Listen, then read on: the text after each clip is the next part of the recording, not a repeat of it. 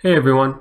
It's unbelievable to me that there are people that actually advocate for reparations for slavery, but this seems to be the case at least at Western Kentucky University, where students are demanding free tuition as payment for slavery. And it doesn't end there, as I'm sure we've all heard other instances in which reparations receive support in several different capacities. As a point of comparison, I'll say this. Reparations for slavery in the U.S. is the United States version of North Korea's 3 generations of punishment.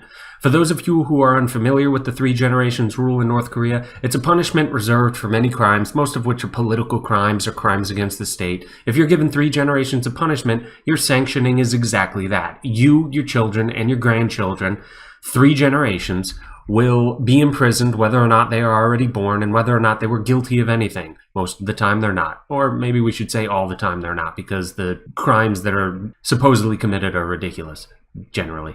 So if you don't have any children or are currently pregnant, your children are condemned to be born and to die in a labor camp because of supposed actions of the child's parents or grandparents. It's so clearly an insane rule that no thinking person in the US would ever advocate for such a thing. In fact, it's one of those shocking facts, quote unquote, about North Korea that really puts in perspective how cruel, unusual, and backwards North Korea is. Yet when it comes to reparations for slavery in the US, all that logic and reasoning goes out the window.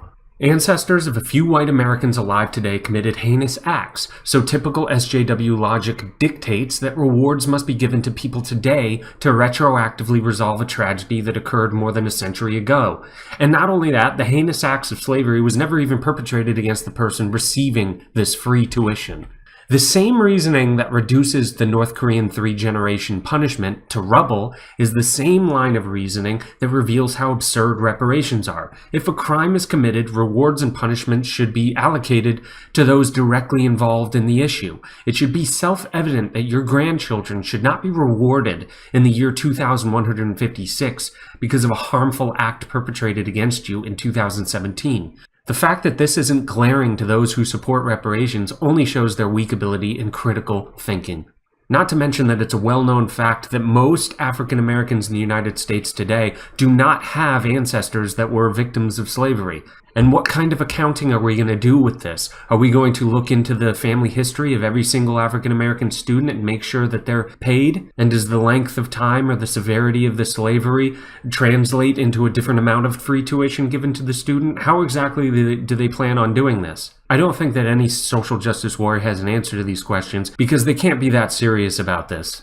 This is just another instance of people whining and whining in hopes of getting free stuff. That's it. Thank you. Goodbye.